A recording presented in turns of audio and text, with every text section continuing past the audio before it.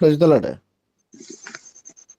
సమస్త ఘనత మహిమ మన ప్రభు అయినటువంటి యేసుక్రీస్తు వారికి కలుగును గాక. ఆమేన్. మొబైల్ ఆరాధన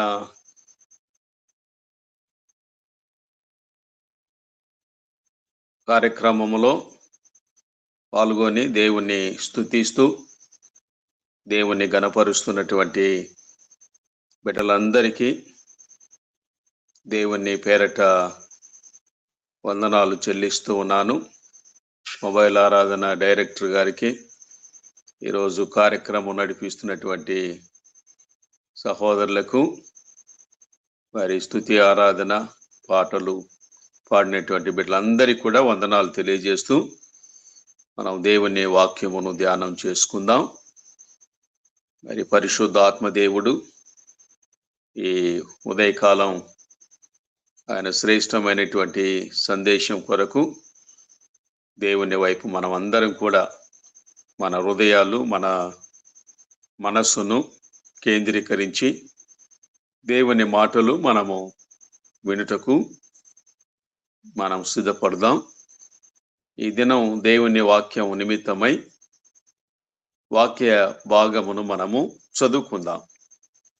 1 కొరింథీయులకు రాసినటువంటి పత్రిక 10వ అధ్యాయము 1 నుంచి 6 వచనములు చదువుకొని దేవుని వాక్యంలోనికి మనం వెళ్దాం ప్రార్థన చేసుకొని. సహోదరులారా, ఈ సంగతి మీకు తెలియకొనుట నాకు ఇష్టం లేదు. అదేదనగా మన పితరులందరూ మేఘము క్రింద ఉండిరి, వారందరూ సముద్రములో నడిచిపోయిరి. అందరూ మోషేను బట్టి మేఘములోను సముద్రములోను బాప్తిసం పొందిరి. అందరూ ఆత్మ సంబంధమైన ఒకే ఆహారమును భుజించిరి. అందరూ ఆత్మ సంబంధమైన ఒకే పానీయమును పానము చేసిరి. ఏలయనగా తమ్మును వెంబడించిన ఆత్మ సంబంధమైన బండలోనిది త్రాగిరి. ఆ బండ క్రీస్తే. అయితే వారిలో ఎక్కువ మంది దేవునికి ఇష్టలుగా ఉండకపోయిరి గనుక అరణ్యములో సంహరింపబడిరి. వారు ఆశించిన ప్రకారము మనము చెడ్డవాటిని ఆశించుకున్నట్లు ఈ సంగతులు మనకు దృష్టాంతములుగా ఉన్నవి. ప్రార్థన చేసుకుందాం. పరిశుద్ధుడివైన మా తండ్రి, జీవము గల దేవా, మీకు మేము కృతజ్ఞతాస్తుతులు చెల్లిస్తూ ఉన్నాం. నా నోటి మాటలు, మా అందరి హృదయ ధ్యానములు మీ దృష్టికి అంగీకారముగా ఉండునట్లుగా సహాయము చేయమని దేవా, మీ అద్భుతమైనటువంటి మీ కృపను, మీ జ్ఞానమును, మీ యొక్క శక్తిని, మీ మాటలు విని మేము గ్రహించి మా హృదయములో భద్రం చేసుకోవడానికి పరిశుద్ధాత్మ శక్తి సహాయమును మాకు అందించుమని యేసుక్రీస్తు శక్తిగల నామములో అడిగి వేడుకొనుచున్నాము తండ్రి. ఆమేన్. క్రీస్తునందు ప్రియ దేవుని బిడలారా, ప్రభు అయినటువంటి యేసుక్రీస్తు దివ్యమైన శక్తిగల నామములో మరొకసారి మీ అందరికీ కూడా నేను వందనాలు తెలియజేస్తూ ఉన్నాను. చదవబడినటువంటి లేఖన భాగము చాలా పరిచయమైనటువంటి భాగమే. ఒకవేళ అనేక సందర్భాలలో ఈ లేఖన భాగమును గురించి మనము మరి దేవుని మాటలు విని ఉండవచ్చు, ఒకవేళ విని ఉండకపోవచ్చు కూడా.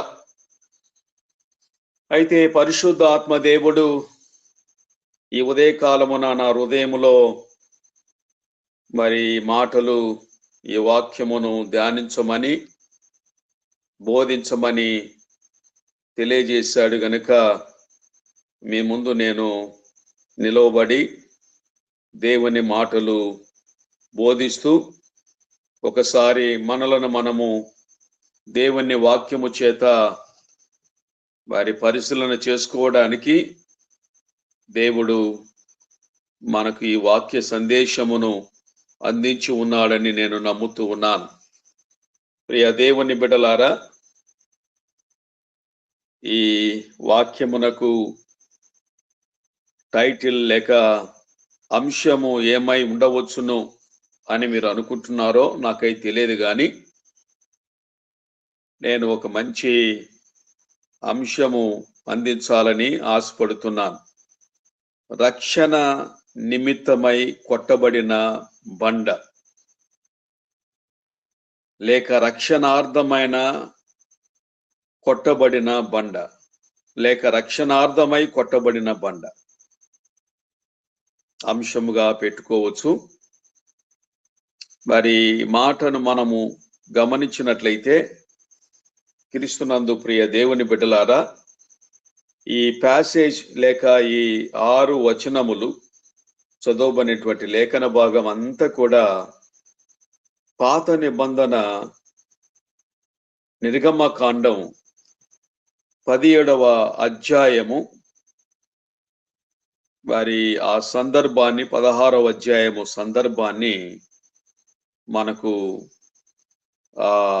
బోధిస్తున్నటువంటి విషయంగా మనము చూడవచ్చు.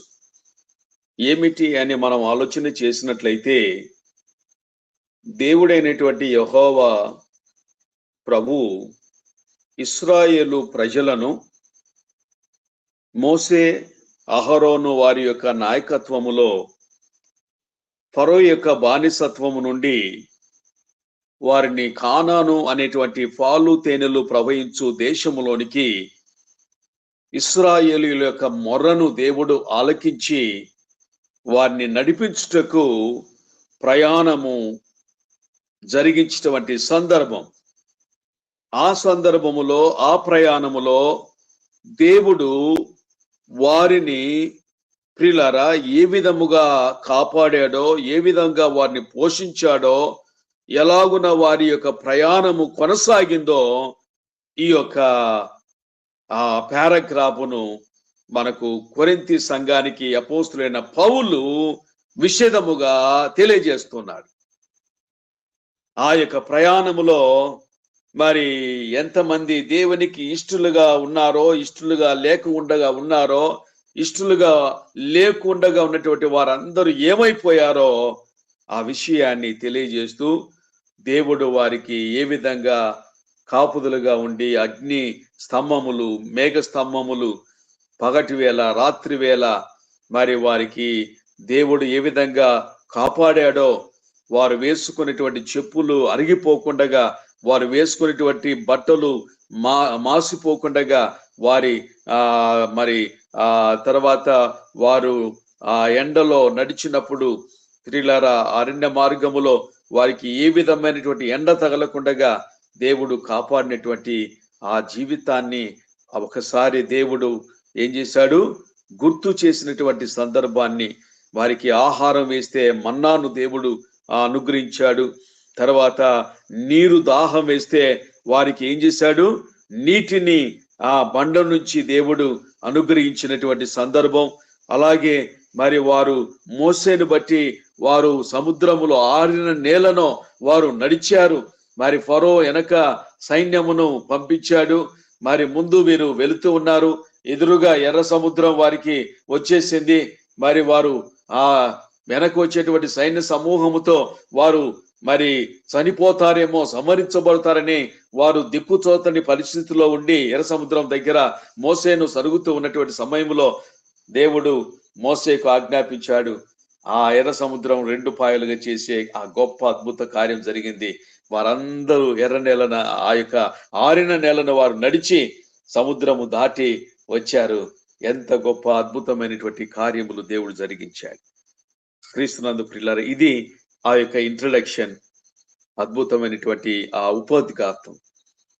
క్రీస్తునందు ప్రియులారా, ఒక్కసారి మీరు 4వ వచనం చూడండి. అందరూ ఆత్మ సంబంధమైన ఒకే పానీయమును పానం చేసిరి, ఏలయనగా తమ్మును వెంబడించిన ఆత్మ సంబంధమైన బండలోనిది త్రాగిరి, ఆ బండ క్రీస్తే. రక్షణ నిమిత్తమై కొట్టబడిన బండ మన ప్రభు అయిన క్రీస్తుకు సాదృశ్యంగా ఉంది. క్రొత్త నిబంధనలో బండ అని, పాత నిబంధనలో ప్రభువును పలుమార్లు బండతో పోల్చడం జరిగింది. నిర్గమకాండము 17వ అధ్యాయము 6వ వచనం. నిర్గమకాండం 17వ అధ్యాయము 6వ వచనం. ఇదిగో అక్కడ ఓరేబులోని బండ మీద నేను నీకు ఎదురుగా నిలిచేదను, నీవు ఆ బండను కొట్టగా ప్రజలు త్రాగుటకు దానిలో నుండి నీళ్లు బయలుదేరునని మోసేతో సెలవీయగా మోసే ఇశ్రాయేళ్ల పెద్దల కన్నుల ఎదుట అట్లు చేసెను. అప్పుడు ఇశ్రాయేలీలు చేసిన వాదమును బట్టి యెహోవా మన మధ్య ఉన్నాడో లేదో అని వారు యెహోవాను శోధించుటను బట్టి అతడు వాటికి మిస్పా అనియు మెరీబా అనియు పేర్లు పెట్టెను. క్రీస్తునందు ప్రియమైన దేవుని బిడ్డలారా, ఓరేబులోని బండ మీద నేను నీకు ఎదురుగా నిలిచేదను, నీవు ఆ బండను కొట్టగా. క్రీస్తునందు ప్రియ దేవుని బిడ్డలారా, ఇక్కడ గమనించాలి. ఓరేబులోని ఆ బండ మీద, ఓరేబు అనేటువంటి ఆ బండ ఏమై ఉన్నది? మొదటిగా మనము గమనించినట్లయితే ప్రియ దేవుని బిడ్డలారా, ఈ బండ అను మాటలో దేవుని ప్రజల నమ్మకానికి స్థిరమైన పునాది, బలము, ఆశ్రయం, మార్పులేని గుణము. ప్రియులారా, పాపానికి వ్యతిరేకంగా ఉండే ఆయన సంరక్షణ మొదలైన లక్షణములను దీనిలో వెల్లడి చేయబడుతున్నాయి.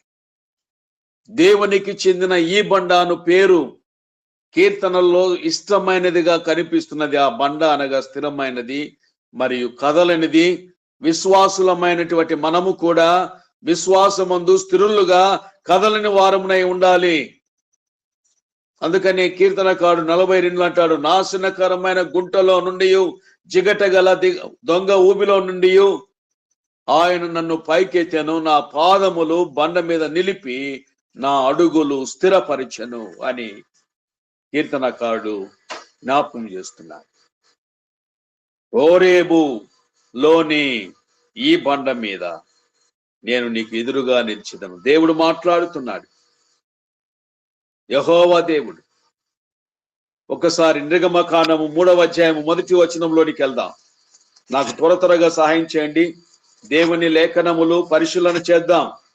ఎలా పడితే అలా మనము విని మరి గొర్రెల వలె అందరికి మనము చప్పర్లు కొట్టడానికి లేదండి. మోసే ఇక్కడ చూడండి, 3వ అధ్యాయం 1వ వచనములో, మోసే మిద్యాను యాజకుడైన యిత్రో అను తన మామ మందను మేపుచు ఆ మందను అరణ్యము అవతలకు తోలుకొని దేవుని పర్వతమైన ఓరేబుకు వచ్చెను. ఒక పొద నడిమికిని అగ్ని జ్వాలలో యెహోవా దూత ప్రత్యక్షమాయను. ఓరేబు అనేటువంటిది ఆ బండ, ఆ ఓరేబు అనేది దేవుని పర్వతము అండి. దేవుని పర్వతమైన ఓరేబుకు వచ్చాను. చూసారా, దేవుని పర్వతం అండి అది. దేవుడు నివసించేటువంటి స్థలము కదా. ఆ ఓరేబులోని బండ మీద నేను నీకు ఎదురుగా నిలిచేదాను. దేవుని బిడ్డలారా, ఈరోజు దేవుని పర్వతము, దేవుని సింహాసనము, దేవుని యొక్క సన్నిధి లో దేవుడు నిలిచి ఉన్నాడు. అదే దేవుని మందిరము. దేవుని మందిరములో దేవుడు అద్భుతమైనటువంటి కార్యములు జరిగిస్తూ ఉన్నాడు. కానీ నీవు దేవుని అద్భుతమైన కార్యములను చూడకుండగా, గ్రహించకుండగా, దేవుని మందిరములోనికి రాకుండగా మనం ఉన్నాం. దేవుని సన్నిధిని గ్రహించలేని పరిస్థితుల్లో మనం ఉన్నాం. దేవుడు నీకు ఎదురుగా నిలుచున్నటువంటి పరిస్థితుల్లో దేవుని దగ్గరకు నువ్వు రావాలి. యెషయా గ్రంథం 43:20 చూడండి ఒకసారి. యెషయా గ్రంథం 43:20 వచనం. యెషయా గ్రంథం 43:20 వచనం ఏముందో చూద్దాం ఒకసారి. 43:20. నేను ఏర్పరచుకొనిన ప్రజలు త్రాగుటకు అరణ్యములో నీళ్లు పుట్టించుచున్నాను, ఎడారిలో నదులు కలుగజేయుచున్నాను. చూసారా, ఎవరు మాట్లాడుతున్నాడు? దేవుడు నదులలో, ఎడారులలో, అరణ్యములలో నీళ్లు పుట్టించువాడు ఆయనే. నదులు కలుగ చేయవాడు ఆయనే అండి. కనుక బండను చీల్చగలిగిన వాడు, బండలో నుండి నీళ్లు ఉబికించువాడు దేవుడే. ఆమేన్. అయితే మోసేను అక్కడ సాధనముగా వాడుకున్నాడు. చూసారా, మోసేను ఏం చేశాడు? ఒక సాధనంగా వాడుకున్నాడు అంతే. దేవుడు అద్భుతమైనటువంటి కార్యములు చేయగలిగిన దేవుడు. దేవుడు ప్రియులారా గొప్ప శక్తిమంతుడు. ఆయన దేవునికి అసాధ్యమైనది ఏది లేదు. ఇక్కడ ఒకసారి మీరు గమనించండి, 17వ అధ్యాయం 1వ వచనం. ఇశ్రాయేలు సర్వ సమాజం మాట చొప్పున తమ ప్రయాణంలో సీను అరణ్యము నుండి ప్రయాణమైపోయి రెఫీదీములో దిగిరి. ప్రజలు తమకు త్రాగ నీళ్లు నేనున్న మోసేతో వాదించు త్రాగుటకు మాకు నీళ్ళేమని అడుగగా, మోసే మీరు నాతో వాదింపనేలా యెహోవాను శోధింపనేలా అని వారితో చెప్పాను. అక్కడ ప్రజలు నీళ్లు లేక దప్పికొని మోసే మీద సనుగుచు, ఇదెందుకు? మమ్మను మా పిల్లలను మా పశువులను దప్పి చేత చంపుటకు ఐగుప్తు నుండి ఇక్కడికి తీసుకొని వచ్చిరని. అప్పుడు మోసే యెహోవాకు మొరపెట్టుచు, ఈ ప్రజలను నేనేమి చేయుదును? కొంతసేపటికి నన్ను రాళ్లతో కొట్టి చంపుదురనేను. చూసారా ప్రియులారా, మోసే మీద వారు సనుక్కుంటున్నారు, దేవుని మీద వాదిస్తూ ఉన్నారు. ఈ బండ తెలుగులో కోట, దుర్గము, ఆశ్రయము మొదలగు పేర్లతో మరి వాడవచ్చు అండి. అందుకనే 62వ కీర్తన 2వ వచనంలో, ఎత్తైన నా కోట ఆయనే, నా ఆశ్రయము, నేను అంతగా కదిలింపబడను. చూసారా, ఇక్కడ దేవుడు ఆ బండను పిల్లల కొట్టమని మోసేకు దేవుడు ఆజ్ఞాపిస్తాడు. నీళ్లు వారు లేకపోవడం, తిరుగుబాటు చేస్తున్నారు మోసే మీద. మోసే నాయకత్వంలో వీరిని వాగ్దాన దేశం నడిపిస్తున్నాడు దేవుడు. వారు సీను అరణ్యం నుండి రెఫీదీంకు రాగా వారికి నీళ్లు త్రాగుటకు దొరకలేదండి. ఇశ్రాయేలీయులను దేవుడు 430 సంవత్సరాలు ఐగుప్తు దాస్యము నుండి మోసే నాయకత్వంలో విడిపించుటకు వాగ్దానం దేశం నడిపిస్తూ ఉన్నాడు. చూసారా,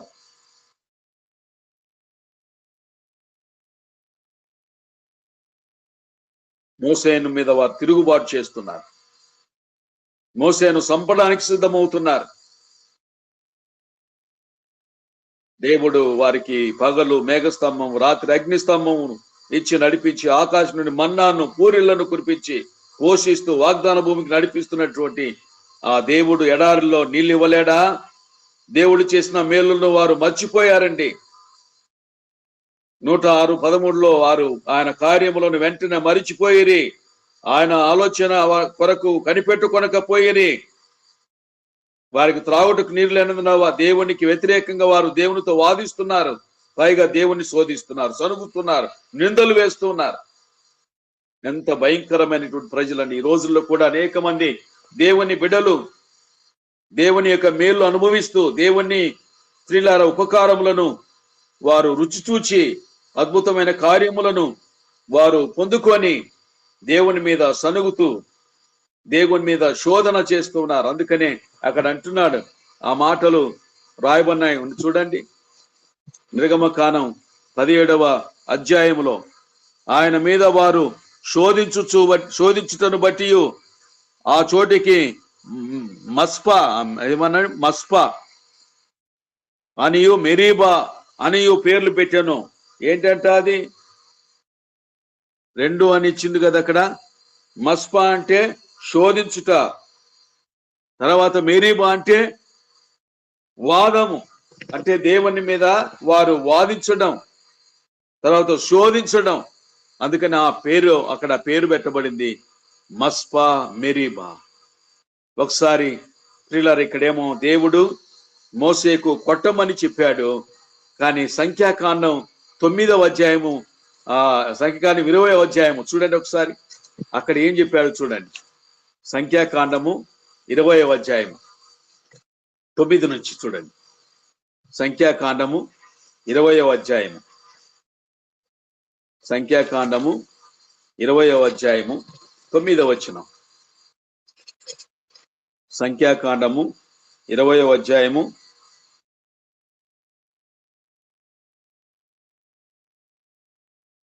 సంఖ్యాకాండము 20వ అధ్యాయము 9వ వచనం నుండి చూడండి. యెహోవా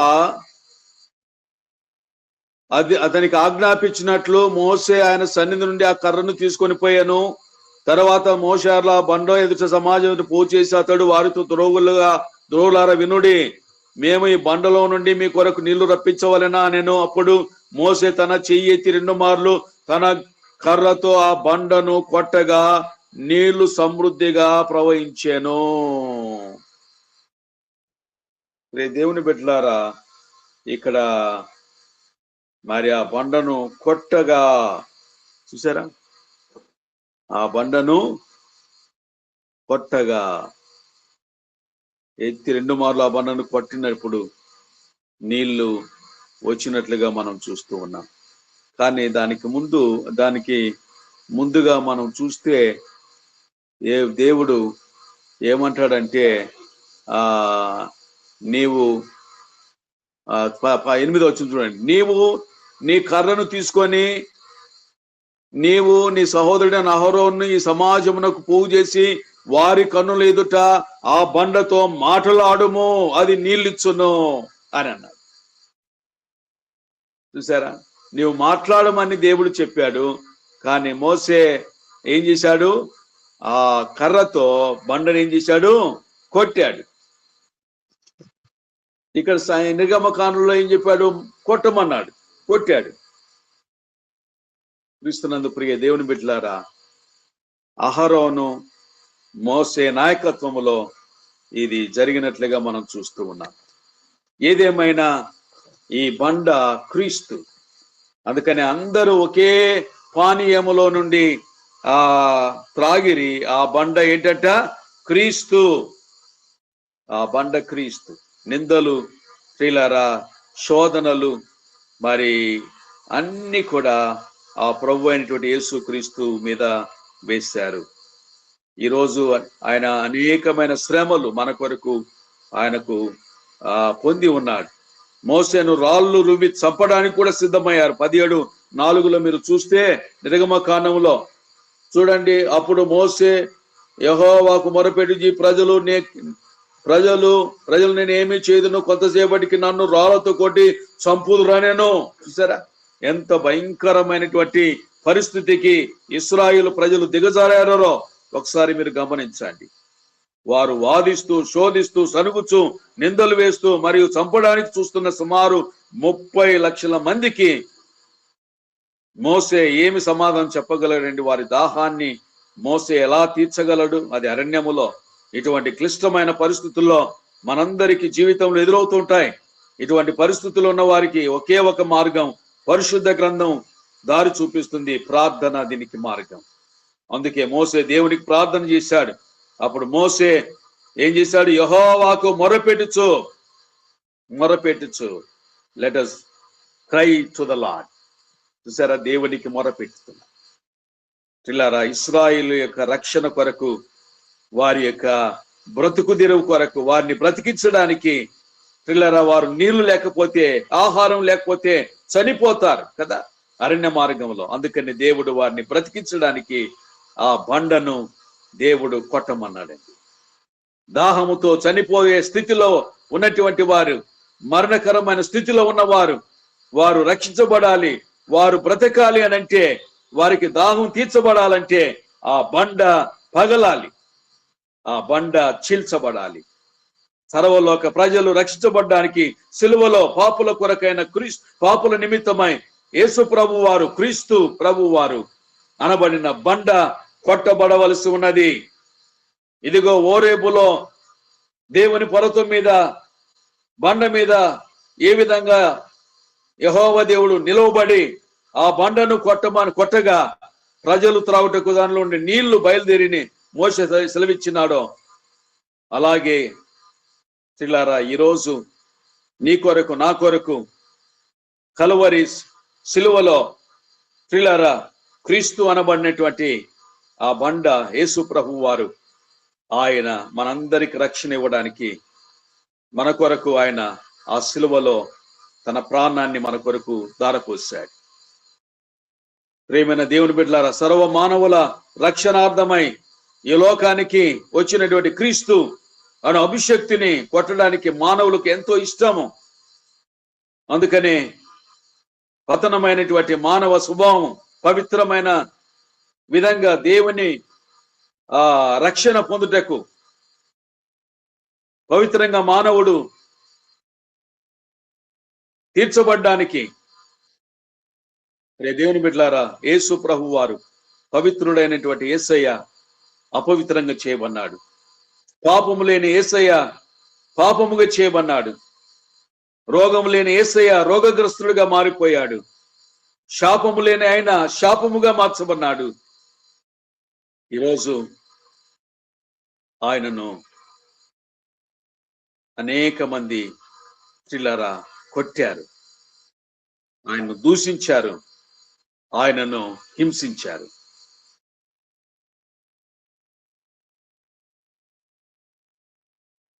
ఒకసారి మీరు యెషయా గ్రంథం 53:10లో అతనిని నలుగుగొట్టుటకు యెహోవాకు ఇష్టమాయెను. ఏ విధంగా ఇశ్రాయేలు ప్రజలకు ఆ బండను చీల్చినప్పుడు లేక కొట్టినప్పుడు ఆ బండ చీల్చబడి నీరు ఏ విధంగా వారి త్రాగడానికి సమృద్ధిగా నీరు ఇవ్వబడిందో అలాగున యేసయ్య నీ కొరకు నా కొరకు ఆయన కొట్టబడ్డాడండి. చూడండి ఒకసారి మత్తయి సువార్త 27:30లో తల మీద కొట్టబడ్డాడు. ఆయన కొట్టబడ్డానికి, ఆయన నలుగొట్టబడ్డానికి యెహోవాకు ఇష్టమాయెను. ఆయన మీద ఉమ్ము వేసి ఆ రెల్లును తీసుకొని దానితో ఆయనను తల మీద కొట్టిరి. రెల్లు పెట్టి ఆయన కొట్టారట తల మీద. బండగా ఉన్నటువంటి క్రీస్తును శిరస్సులోని హృదయపు తలంపులను పరిశుద్ధపరచుటకై మనము ఆలోచన చేసినటువంటి పాపపు స్త్రీలార ఆలోచనలు మన తలలో, మన హృదయములో చేసిన వాటికి ఆయన తల మీద స్త్రీలార రెల్లును తీసుకొని దానితో ఆయనను తల మీద కొట్టిరి. ఇంకా ఆయన్ను ఎక్కడ కొట్టారు? మత్తయి 26:68లో స్త్రీలార కొందరు ఆయనను అరచేతులతో కొట్టి, క్రీస్తు నిన్ను కొట్టిన వాడెవడో ప్రవచింపుమనేది అరచేతులతో ఆయన్ను కొట్టారండి. ఆయన తల మీద కొట్టబడ్డాడు. ఆయనను ఎలాగంటే అలా కొట్టారండి. మీకా 5:1 ప్రకారం మనం చూస్తే ఆయనను చెంపల మీద కర్రలతో కొట్టబడినాడు. సమూహములుగా కూడము, శత్రువులు మన పట్టణం ముట్టడి వేస్తున్నారు, వారు ఇశ్రాయేలులను న్యాయాధిపతిని కర్రతో చెంప మీద కొట్టుచున్నారు. యేసు ప్రభువును కూడా ఎలాగూ ఇష్టం వచ్చినట్లు ఆయన్ను కొట్టారు, చెంపల మీద. కొరడాలతో ఆయన వీపును కొట్టారండి. 39 కొరడా దెబ్బలతో వీపంతా కూడా పచ్చి పుండ్లు, గాయములు. ఇంత భయంకరంగా ఆయన కొట్టబడ్డాడు. కారణం నీ కోసం, నా కోసం, మనం చేసిన పాపముల నిమిత్తమై. ఒక సందర్భంలో మనం చూస్తాం, కీర్తన 137:9లో నీ పసిపిల్లలను పట్టుకొని వారిని బండకేసి కొట్టువాడు ధన్యుడు. యేసయ్యను వారు కొట్టడం వలన మనకు ధన్యత కలిగింది. ఆమేన్. పిల్లరా, బండ అయిన క్రీస్తు ద్వారా రక్షించబడిన వారి హృదయాల్లో పిల్లరా దేవుడు అద్భుతమైనటువంటి కార్యం చేయబోతున్నాడు. వారి హృదయములు రక్షణ పొందడానికి మనమందరము రక్షించబడాలి. క్రీస్తు మీద మనం అందరం ఆధారపడాలి. ఎటువంటి బలహీనతలు, ఎటువంటి స్త్రీలారా చీకటి శక్తులు మనలను ఏమి చేయలేవు. ఎందుకంటే మనము యేసయ్య రక్షణ, ఆయన యొక్క రక్షణలో మనము జీవించడానికి దేవుడు మన కొరకు కలువరి శిలువలో తన ప్రాణం పెట్టాడు.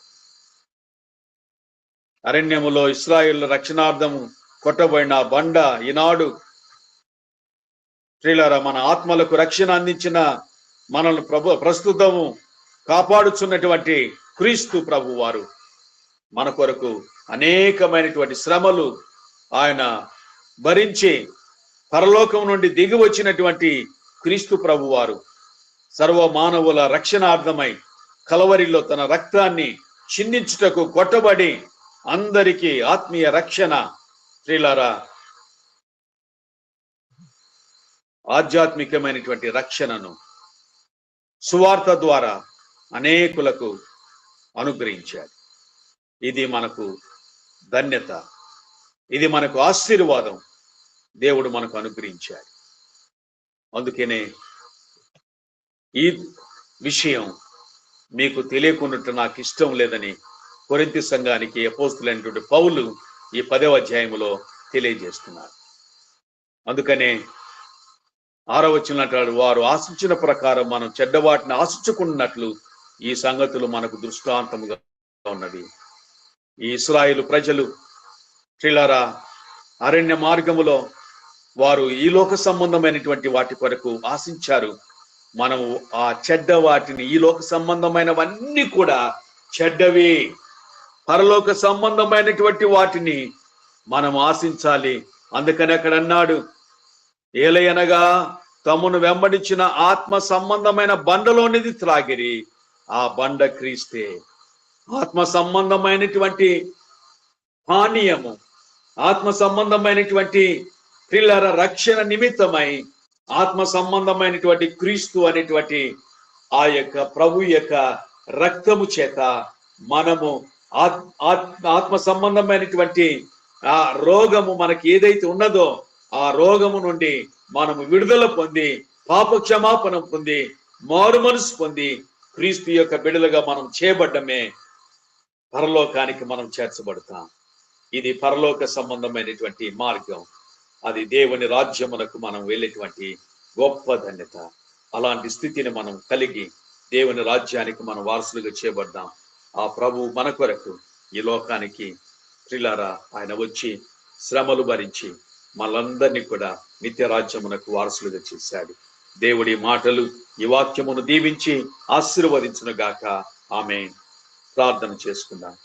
పరిశుద్ధుడివైన మా తండ్రి, జీవము గల దేవా, మీకు స్తోత్రం నాయన, స్తుతులు చెల్లిస్తూ ఉన్నాం. ఈ ఉదయ కాలమున మీరు మా కొరకు తండ్రి ఈ లోకానికి నాయన మీరు వచ్చి అనేకమైనటువంటి శ్రమలు నాయన, మీరు బాధలు వేదనలు అనుభవించి మా నిమిత్తమై కలువరి శిలువలో మీ ప్రాణమును దారపోసి దేవా మరణము చెంది మృత్యుంజయుడే లేచి మాకు రక్షణ ఇచ్చారు. ఈరోజు మేము రక్షించబడి క్రీస్తు సారూప్యములో, క్రీస్తు పోలికలో మేము మార్చబడినాం. అందును బట్టి మీకు స్తోత్రాలు తండ్రి. విత్తబడిన వాక్యం మా హృదయాల్లో మీరు నాయన ఫలింప చేయండి.